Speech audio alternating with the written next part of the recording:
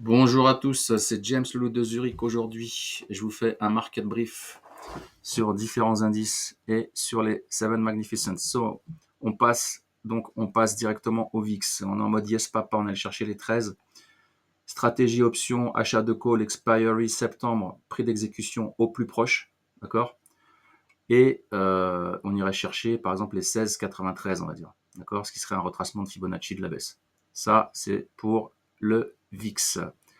On passe, je vous fais l'Ethereum, l'Ethereum, donc j'avais donné une target qui a été bonne, ok. On est plutôt baissier pour l'instant. Attention au rebond, on pourrait chercher encore les 3425. Au plus bas, ça serait les 2711 pour ceux qui me suivent. Ils savent déjà de quoi je parle. Ici, les targets que j'ai données la dernière fois, elles ont été faites. C'était juste magnifique. On allait chercher parfaitement ce niveau-là. Attendez, non, pas ce niveau-là, je crois que c'était celui-là. Voilà, celui-là, vous avez donné celui-là, et on allait chercher, regardez, boum, au poil de cul près presque, on allait chercher pratiquement la target pour ceux qui me suivent, ici sur la bougie du 1er mai. Voilà, c'était une superbe target et une super analyse.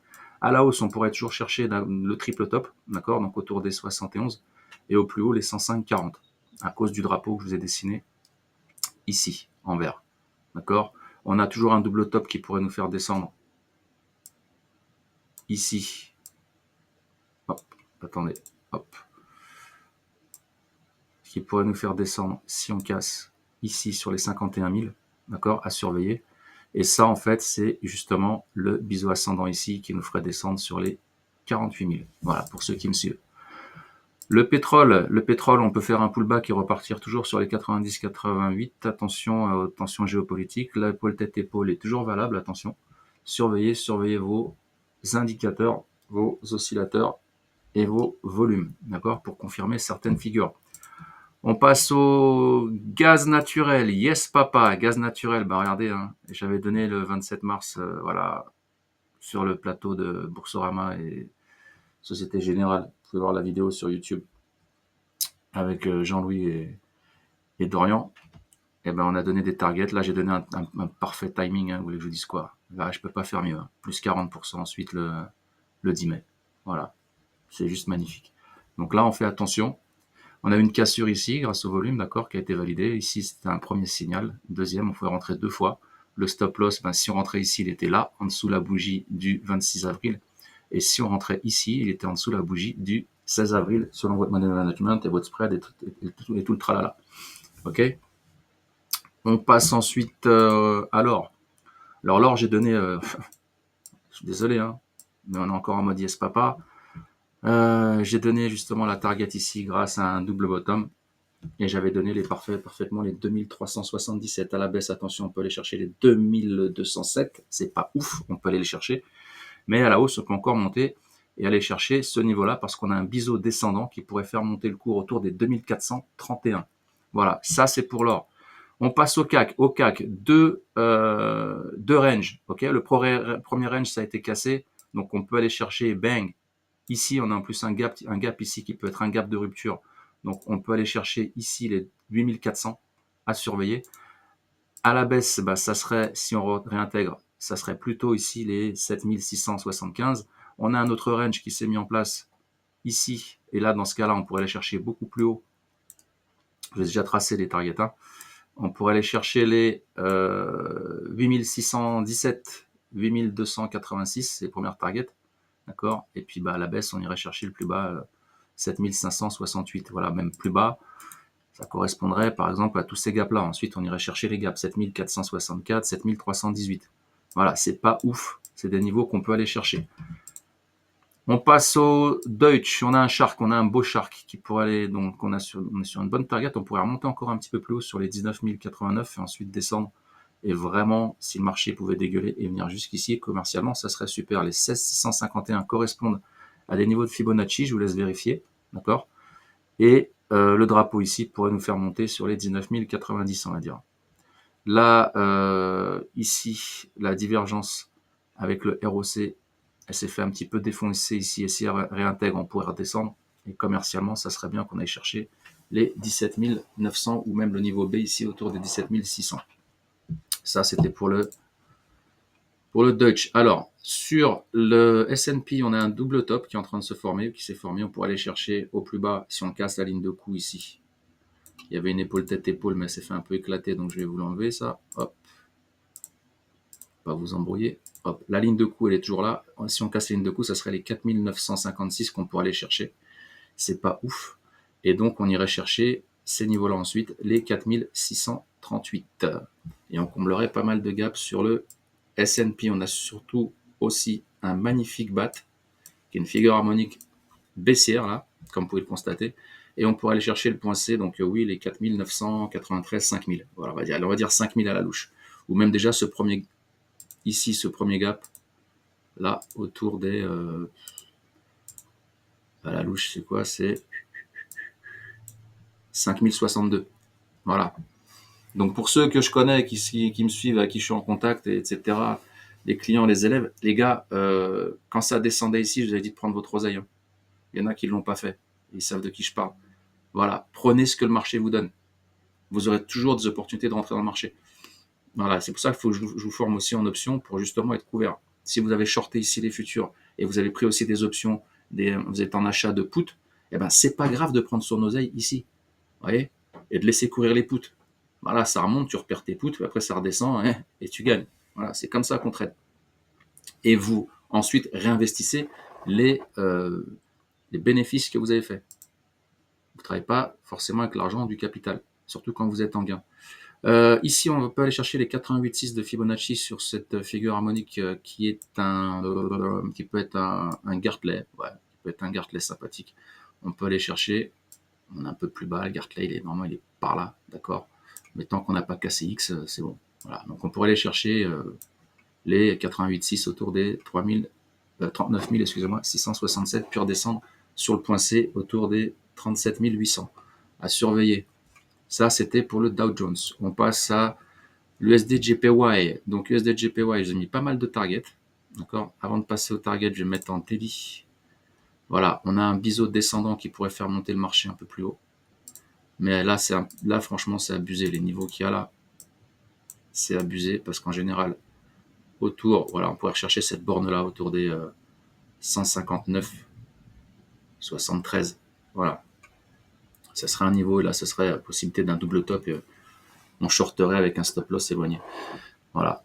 À surveiller. Les targets que je vous ai mis là, bah oui, les 152, c'était même pas les 152, les 151, ouais, 151,9, 152. C'était une résistance, c'est devenu un support, donc on peut encore la chercher, la taper. Si on la tape une fois, deux fois, trois fois, on casse, on descend, on irait chercher les 148, 149. À surveiller toujours. Ensuite, on passe à l'euro USD. Euro USD, ça paraît Beaubourg, mais c'est pas Beaubourg. On a ce triangle qui pourrait nous faire descendre sur les zones que je vous ai mis ici, les 0,97, 0,95, ça serait à la baisse.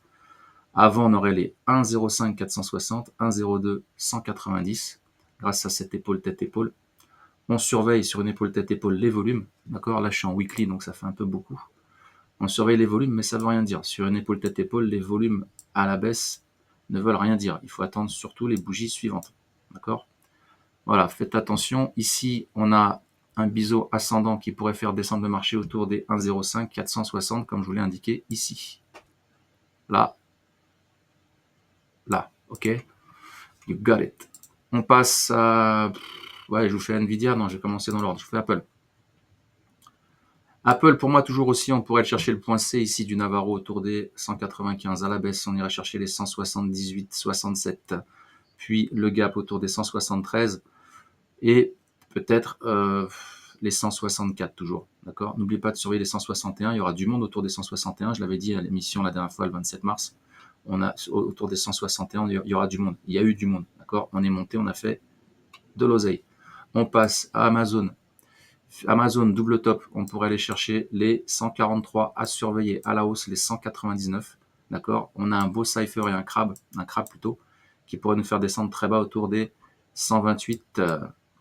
Pourquoi cette zone-là? Parce que c'est une zone qu'on a beaucoup travaillé aussi ici. Là, je suis en quoi? Je suis en daily. Voilà, ici. Vous voyez, ici, on a eu un gap, etc.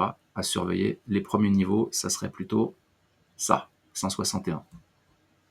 Voilà, entre les deux, ça serait 161.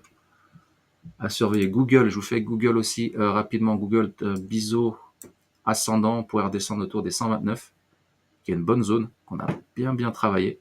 Ici, là, regardez, bam, si je me mets là, vous voyez, ici, les clôtures, ouverture, clôture, voilà, tout ça.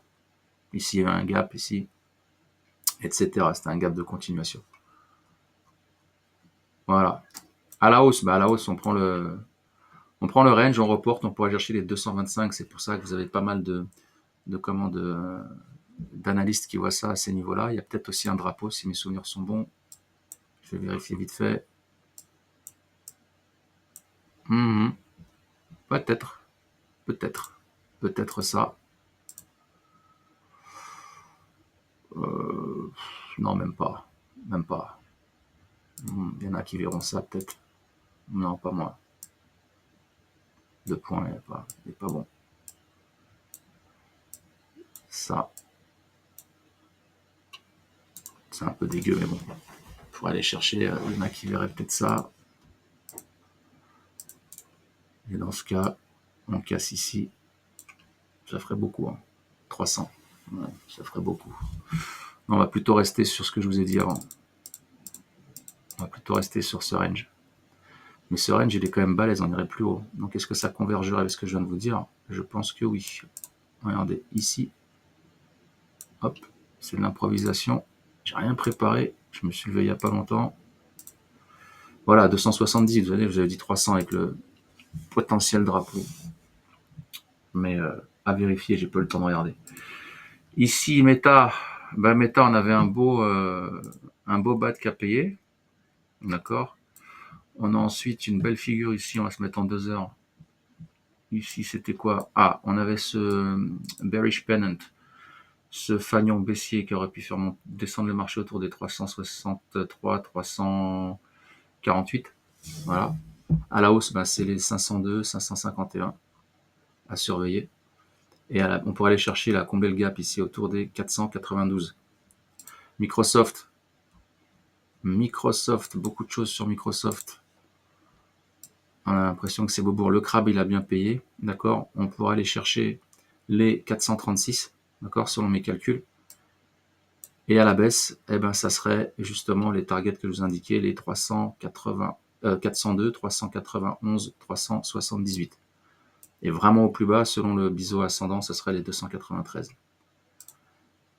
Nvidia, on a un drapeau, on pourrait faire un triple top ici. Si on le casse, c'est 1279. D'accord. À la baisse, on a un double top, on pourrait aller chercher ce millefeuille ici, les 718, 703, 672. Voilà, à surveiller. On surveillera les volumes. Pourquoi c'est monté? Parce qu'on avait un magnifique Navarro ici 200, d'accord, qui a fait exploser le marché, et on pourrait chercher, donc comme je disais tout à l'heure, le point C autour des 956. Voilà, Tesla, yes papa, regardez ce qui se passe. Tesla, on pourrait aller chercher les 277. Pourquoi? Regardez toutes les targets que je vous ai mis.